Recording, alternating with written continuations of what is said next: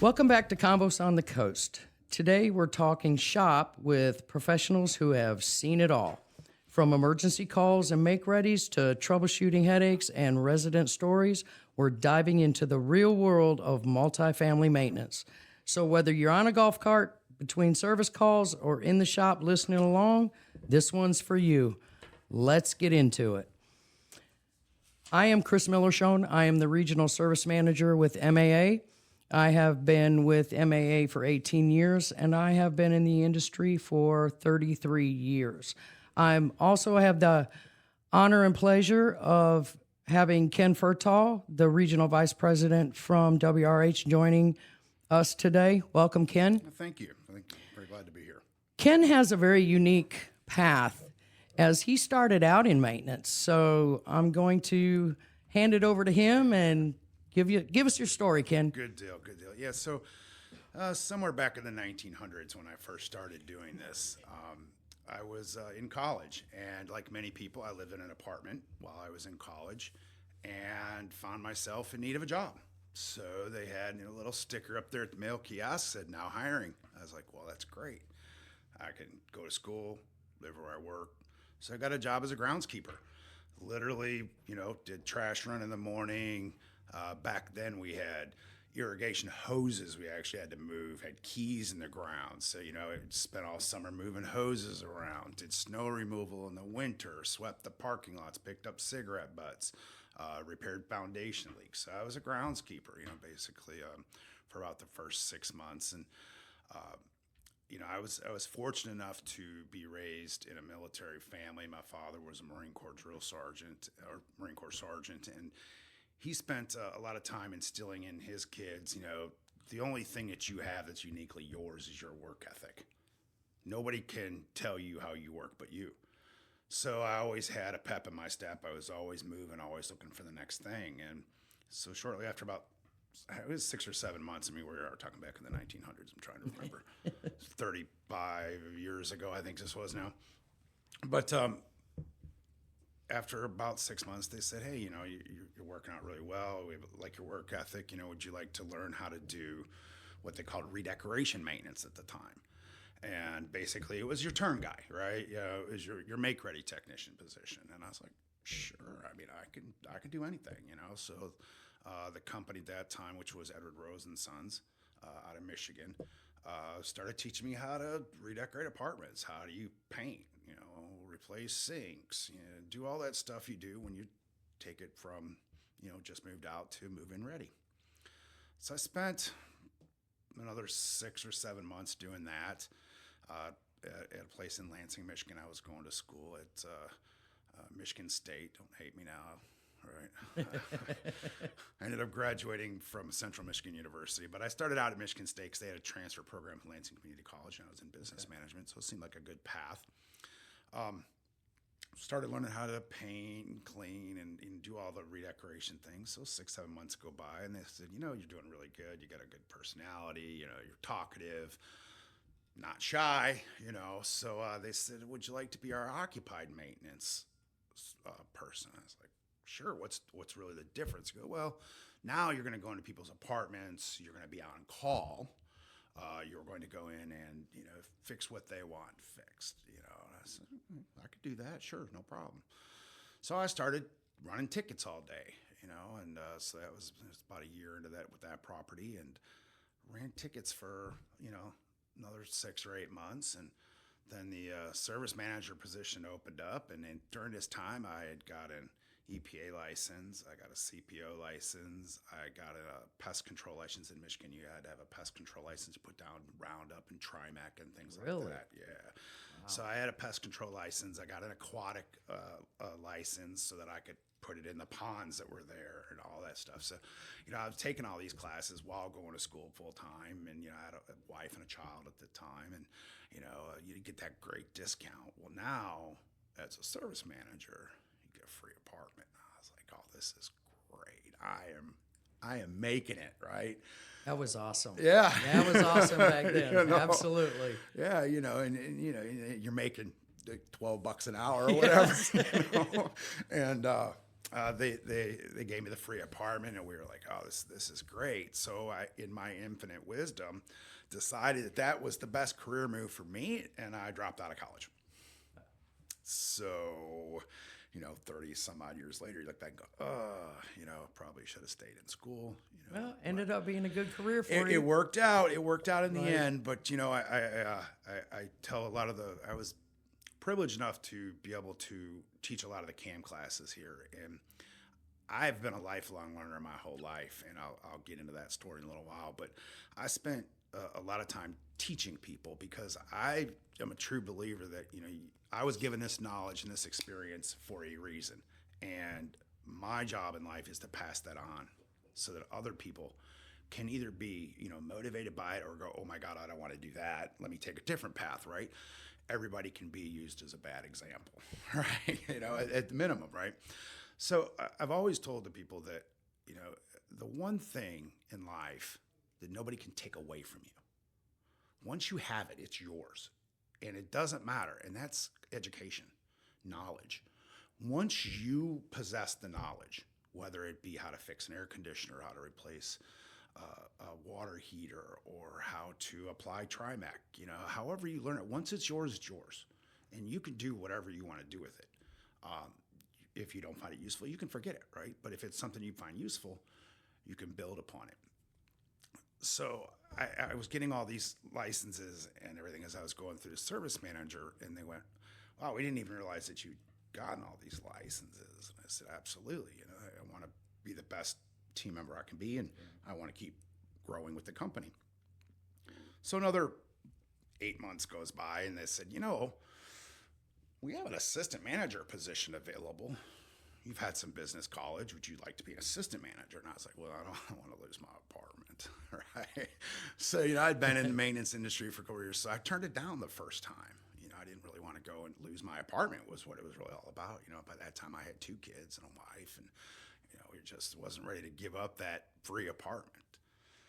So another year or so goes by. So I've probably been in the industry 3-4 years at the time. I was on a 600 unit conventional property in Lansing, Michigan. And they said, we really think you'd be really good at management. You run your maintenance team pretty well. You don't have a whole lot of turnover. You're scheduling things. We think that we can help learn.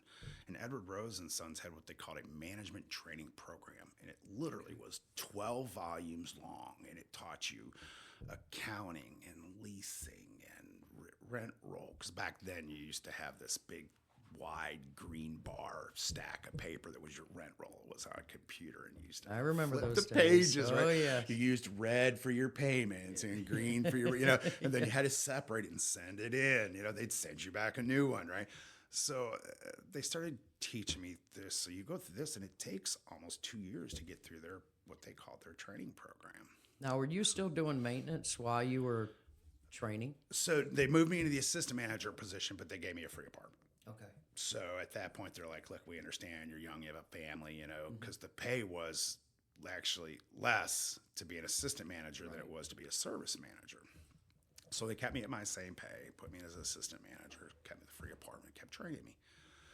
And I went on for about 14 or 16 months as assistant manager. And at that point, now you're moving around because they don't keep you at the same apartment when you're training. And I got to go to Michigan City, Indiana, and a couple other places with Ed Rose and move around. And after about, I would say it's 14 or 16 months later, they said, okay, congratulations, you've quote unquote graduated, right? So you could be a manager now. I was like, oh, that's great. Here comes the great big pay increase. I'm going to make it. And they took my hourly wage and turned it into salary. Oh, yes. So, I don't remember what I was making at the time. So it was $10 an hour. They made it $400 a week or whatever it was, right? I was like, at first I was like, this is great. And then all of a sudden I realized, wait a minute, I'm not getting any overtime. I'm not, when I go out to help out with snow removal and stuff now, I'm not getting paid any more than I do if I don't. Right. But that wasn't me. So what made me, I think, a little bit different than the other property managers is I was always out with the maintenance team. I was out walking the property. I was helping them shovel snow because this was up north. I'd help them replace refrigerators, carry it up the stairs, replace air conditioners. They had boiler systems up there and baseboard heat, so I was pretty good at that stuff. So if the guy got a call, I'd go help him bleed lines or whatever I had to do. And I think that just having that work ethic that my father gave me, and then that inherent ability to lead, not because I thought I was being a leader, but because I saw it as doing the right thing, right? Here's this guy with his own family, and he's got a call. He's got to bleed these lines at 2 o'clock in the morning. He's going to be up for 3 hours. I can get up and go help, and we can be done in an hour and a half, and we both get to go back to sleep. Right. I think we need more of that today. I think back in the day, you had a lot of managers very involved, and not to take anything away from today, because I think on sites, especially when I was on site, I had leasing agents even going and changing light bulbs if we were in the middle of summer and we were just, overloaded with air conditioners or a shower head or something like that they could actually do. Made such a big difference to us. Absolutely. To be able to help like that, And I think it shows the resident that everybody on our team is willing to help you. And, you provide that customer service, which then separates you from your competition. Team effort. Absolutely. I mean, you to me, I've always said you succeed or you fail together. Absolutely. There's no in-betweens really. No. We need each other. Right. And I think when you're in the office, they focus so much on lease the apartments, get them filled, right? And then they talk about, resident retention, we got to get them to renew. Well, from the time they move in till the time it's time to renew, their whole experience revolves around the maintenance department. Absolutely. Okay. First of all, was everything in my apartment fixed when I moved in? Okay. If it wasn't, because mistakes happen or something gets missed, did they take care of it quickly? Right. When my AC went out, how long was that? How long did that take? And that service team's ability to take care of the resident has a multiplied effect on whether they're going to renew or not. It's those interactions. It's those first impressions. I always tell the guys, would you live there? If you're not satisfied and you wouldn't live there, that unit is not ready. Absolutely. Because it's your reputation. Yep. You go back and talk about teaching. Teaching here, I think I started in 2012, and I can remember my first class, and I was so nervous because it was a room full of men, and here I am, a female supervisor. What kind of, feedback was I going to get? And I will tell you that I have never had a bad class. It's the actions of the guys and the communication, and I actually call it my stress reliever because I enjoy teaching and I enjoy being able to watch these guys and girls grow, from a grounds person, moving their way up. And it's very gratifying. Absolutely. To be able to do that. And that's one of the good things about the apartment associations in general. Obviously, I'm a little bit partial to the First Coast Apartment Association, being a past president part of the association here. But, the apartment associations in general are specifically designed to help our industry grow, to help our industry continue to expand their knowledge as new things come out. Back in the day when I was changing water heaters, they had a pilot light and a gas line. Well, now they've got sensors and Bluetooth, and you can change it all from your phone. And there's only two things that were wrong with it when I worked on it. Either the gas wasn't coming through or the igniter wasn't lighting the gas. It was pretty simple, right? Nowadays you have to be a little bit more technologically advanced. And we didn't have that luxury. You and I kind of started in the industry at the same time, and I started actually as a painter. And I didn't even want to do maintenance. I had absolutely no desire. I loved doing painting and drywall. That was my niche, and I loved it. And then, the old short-handed, Yeah. And they gave me this big piece of paper with a list of items and said, hey, do what you can. And I'm going, all I can do is caulk, or paint. Right. And then I ended up being on call, and it was kind of like, okay, I'm stuck now. So I started actually taking some classes at night at FCCJ downtown. They had a really good appliance repair class. I took that 2 nights a week, and then I got my CPO and then my EPA. And within a year, I just asked a lot of questions with contractors. You know, we didn't have Google or YouTube, so we had to figure it out. And so I probably drove a lot of the contractors crazy, you know, when they come to the property, because I'd say, "What's that for?" And you know, "What does that do?" And a year later, I was offered a supervisor position, and I've been one ever since. Yeah. And it was just like anybody can do anything they want to do. You know, they can go anywhere they want to go if they have that desire. I've always said that maintenance is special. You have to have that passion, you know, and understand you deal with so many personalities on a daily basis. Yep. You know, so that's one thing that I tell all my classes. You know, you have to be passionate. You have to love what you do. It can be a very love and hate industry, you know, but I always say you can love to hate it. Right. Absolutely. You know, because at the end of the day, you really do love it. Right. You do, or we wouldn't continue to do it.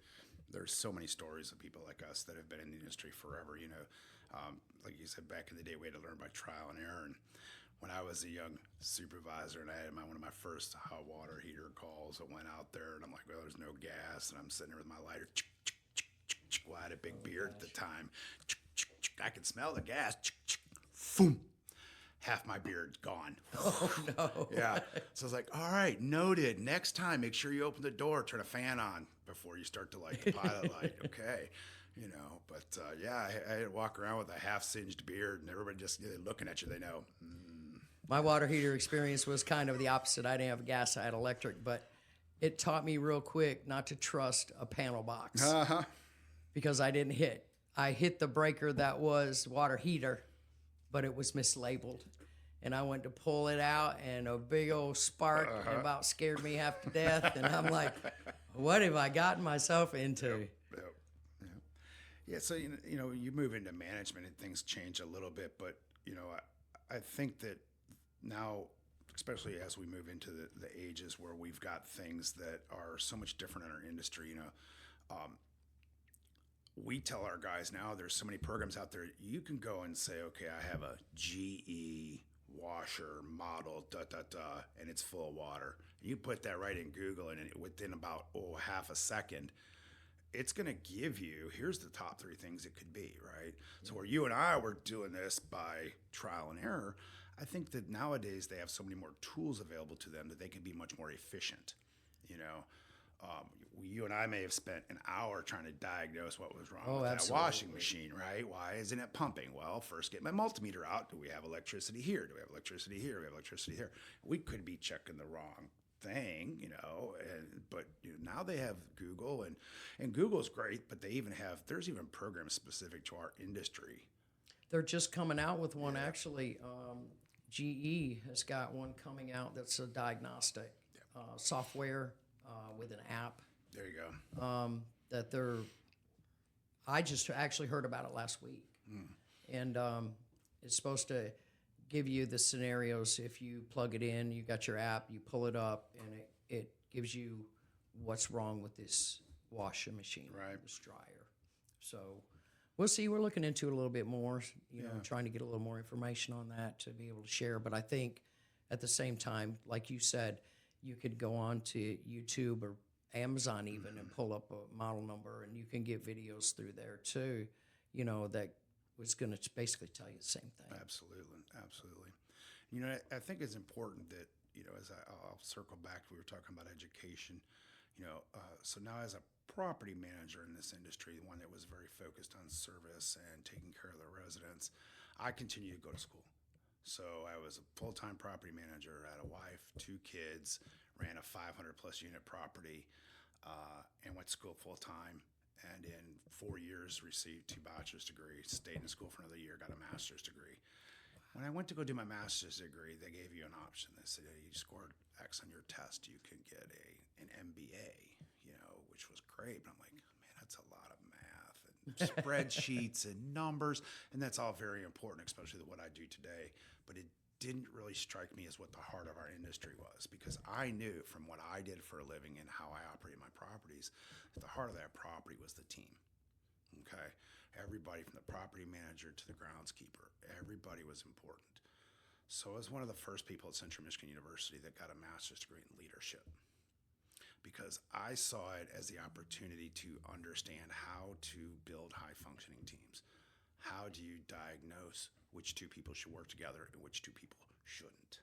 Right? Because just because they don't get along, and everybody's heard the story about the maintenance supervisor and the manager, they were a great team. yes. Manager moved on, new manager comes in. Oh, that's the worst service manager ever. I can't work with him. He's well, that's not necessarily he's a bad service manager. They just aren't very cohesive. Right. And then that service manager goes to another property. He's a rock star again, right? Exactly. So I use that experience moving from service to management to be able to look and say, okay, I think the most important thing in our industry is our teams. We can have all the technology in the world. You can have the best A-plus property with every amenity that everybody wants, and it can be in the perfect location. But if your team stinks, your property's going to fail. Absolutely. Okay. Absolutely. So the more we focus on teaching our service managers and our property managers soft skills, I think as an industry, we're very, very good at teaching them how to fix a washer. But do we teach them how to help Mrs. Smith calm down at 3 o'clock in the morning when the roof is leaking on her bed? Right. That's the tough part, right? He knows how to fix the roof leak. But how do you do that and provide good customer service to Mrs. Smith? Because that's traumatic for her. It is. And I always tell them, they're not mad at you. They're mad at the situation. So put yourself in their shoes. Let them vent. Let them talk, let them get it off their chest. They're going to calm down, and then just keep them abreast of what you're doing. But I think that one of the keys is, like you say, we need to make sure we follow up. That is so important these days when we're focusing so much on resident retention. We obviously know how occupancy is right now. It's up and down. So we want to save as many as we can to renew. Just show them you care. That's the biggest thing. And I've always kind of had a knack for that. Yeah. I let them go and I tell them, look, I understand completely. I've lived in the apartments. I've had it happen to me. It's very frustrating, but we're going to take care of you. We will do everything we can. Absolutely. To get this solved. From point A to point D, if need be, as long as you keep them informed of what's going on, they're going to love you forever. Absolutely. Over communication, I think, is probably the number one thing a service team can do with the resident to make them satisfied. You still might not be fixing the problem until next Tuesday because something's on back order. But if that resident knows, hey, Chris told me that everything isn't fixed, but unfortunately the part is coming from China. It's on back order. There's transportation issues, so they're expecting it to be here on Tuesday. Tuesday comes around, part doesn't show up. The first thing you do, call a resident. Absolutely. I was supposed to be there today. I understand. It's very frustrating. I could probably, here's an option I could do for you, but they're anticipating it Tuesday or Thursday or whatever, and just over communicate with that resident. I think that keeping them informed and not letting them sit in the dark goes such a long ways. It does. Absolutely. You kind of have a lot of residents that grow on you as well. I mean, been there 10 years, been there 20 years. You again go back to talking about the summer months, when you have a garbage disposal call or something like that. I'm sorry, I'll get to you as quickly as I can, but right now we are so backed up with the air conditioners. And as long, again, as you communicate, most of them are very patient, and they're understandable. We'll get to you as quickly as we Right, can. because they'd rather have you working on their air conditioner instead of their neighbor's garbage disposal if it was their air conditioner. Absolutely. Yes, absolutely. Right. So it's I think that's hard these days to open up the lines of communication like we used to do. Right. And we try in the positions that we're in to relay that to our teams. Hiring process is even tough these days. It's not like it used to be. Remember back in the day, you picked up a Sunday paper, and you had 50 ads in there. Yep. Now you're out looking for maintenance personnel. And I think on a macro level, if you really start looking at the staffing industry and the what we would consider the next generation of maintenance people, I think that there's less and less stories like ours where we kind of stumbled into it or it came apart. And I think that, if you ever follow Micro Works, he talks about the 100% lack of skilled trades. And I consider maintenance a skilled trade. Absolutely. Because you may not be an expert plumber, but you're pretty good at plumbing, electrical, appliances, air conditioners, roof leaks, window problems, door Jack problems. Of all trades. Absolutely, right?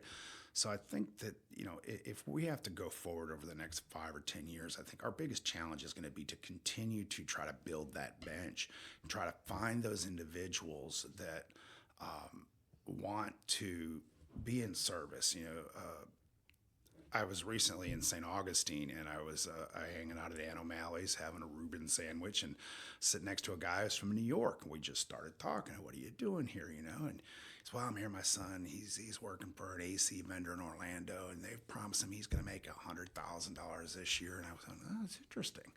I said, in Florida, it's very cyclical. They tend to steal a lot from our industry in the summer months, right? I said, but ask him what happens come October, November when, then they start laying these people off, right? So I ended up giving the guy my business card, have his son call me, because I told him, I said, you can take his experience with air conditioners, and that is so valuable in our industry, to have somebody like yourself that's really good at it. You don't want me working on your air conditioner, by the way. But to have that knowledge that you have, to be able to fix those air conditioners, yeah, you could go make good money at an AC company, but you're going to see that ebb and flow, seasonality. Whereas in our industry, yeah, you've got the AC seasonality, but then you've got your turn season and your preventative maintenance season, and Right. it keeps busy. I remember working on air conditioners in December. For a few years there. December, January, and it's but. Again, with your companies, and having more personnel versus being on site, is one thing I noticed too when you were talking about hiring and things like that. Do you think that the leadership on your on-site teams have changed over the years as far as like your training processes, because we do have our old school, and then we have our newcomers coming in that are moving their way up. Have you noticed a big difference with that? I do, and I think the biggest difference comes in, we've always been told everybody learns differently, okay? And I think that as a leader, it's our job to help determine how this individual learns. You have what I call the next generation up and coming. They are really good with YouTube and the phone and looking it up. So we kind of have to understand that's how they learn. They learn in 30-second increments, right?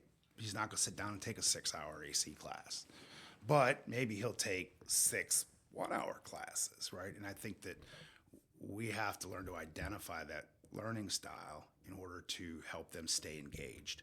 Because if we try to make them do it the way we learned, they're going to disengage. If we ask or we try to learn a little bit how they're going to absorb the knowledge and spend the time learning the person, we can get probably a bigger return on our investment in that person by understanding them and then molding them that way. One of the things that I've done, and it was an agreement when I took this position, was developing a training program. And so once a quarter, all of our maintenance technicians are required to take a training class. So what I normally do is, like January, February, we set up appliance repair on one of our sites, and I have a couple of my old schoolers that teach it. So, and then second quarter, next month, we're doing HVAC with our HVAC contractor on one of my sites. So I have a morning class and an afternoon class, and I let the contractors know exactly what I want to focus on. Is it meters? Is it, the new A2Ls that are obviously now coming out? and things like that. So we really try to invest in the training. One thing I've noticed over the years is your 10-year vets, your 20-year vets, they don't want to train. It's a lot harder to get them to train their guys. And when I'm hiring, I want somebody that has the basic knowledge of HVAC, because I do have some overhire positions that rove. It's easy to teach plumbing. It's easy to teach your basic appliances and things like that. It's your HVAC that people are going to need the most help with, So I find somebody that has the basics, get them in, and then as they go on sites, they can get that added training from each supervisor does things different. So it gives them an opportunity to be able to grow that way. But the training has really, really helped for a lot of the inexperienced guys coming in. And I tell guys when I interview them, it's not what you know and how much you know. I need somebody that's going to give me 100% every day and wants to learn, because those are the easy ones to teach. It doesn't take much. Right. And the best welder is not always going to be the best welding teacher. Right. Okay. So I think that's where the investment in the trainer type courses, you said the 10, 20-year guys, they don't want to teach. I think that, in my opinion, I think they don't want to teach because they don't know how. Or they don't know how to teach these guys, these 20-somethings that learn differently than they teach, right? So I think spending some time investing in the trainer courses. How do you train? Give them the tools to be able to teach somebody hands-on, teach somebody by a book, combination of the two of them. Let them troubleshoot or direct them on what to do. Each person's a little bit different, and I think that the leaders in our company, being both service managers and property managers, but service managers specifically because of the technical nature of what they all have to do, those service managers need to be taught how to teach. They do. They have no patience. No, and I think that's something that's a little bit less than what we're used to. They need to be able to teach their people a little bit better. That's very true. And, you never quit learning. Look at everything that's changing. Even us old timers, but we're never going to quit learning. No, Everything's changing, every 5 years it seems like anymore. Yes. And so it's like all these computer boards and circuit boards, all that's just coming in all your appliances and everything now. It's like a learning for me all over again. Absolutely. I feel like I'm back to day one. Yeah. If I had to tell you, probably the one lesson I think I've learned in this industry was the ability to be a self-problem solver, okay? If you're the service manager or the property manager and you're out in the field, having the drive to say, no, I'm going to fix this. And I'll give you a real quick example. In Southfield, Michigan, a property called Pebble Creek Apartments, okay? It became winter time, and they said, oh, the wind's coming out of the east. All the apartments, the 3 bedrooms on the end that face east, they're going to get frozen busted pipes in the bathrooms on the end. I'm like, why? Well, because the way the building was built and the way it faces, it's going to go to the pipe runs on the outside of the wall. I'm like, and what are we going to do? So, after a period of going out there looking at it, the solution was very simple.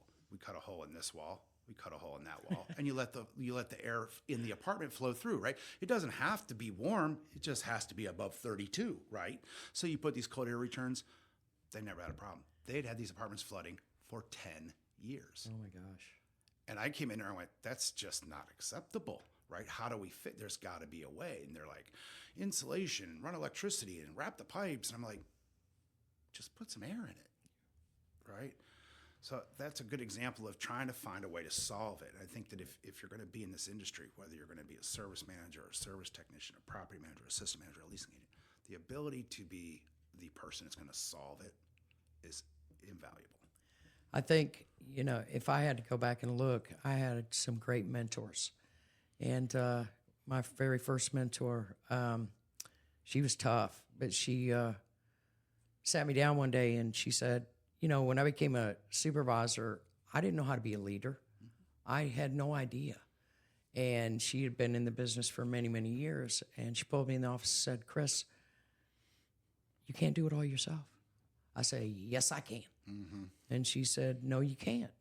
I said, if I want it done right, I have to do it myself. And that was a really hard lesson for me to learn, was to be able to delegate trust, Trust but verify.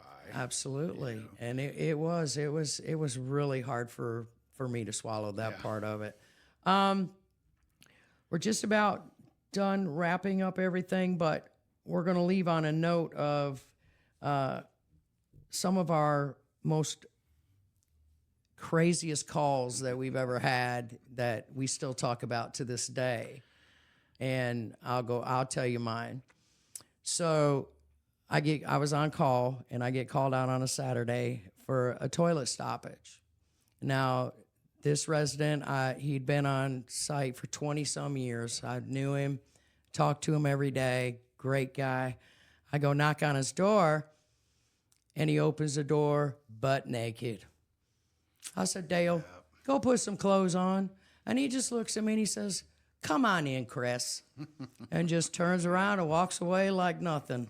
And I still talk about it to this day, and I smile every time, because it's like he thought of me as family. I thought of him as family, and just like, go put some clothes on, How about you?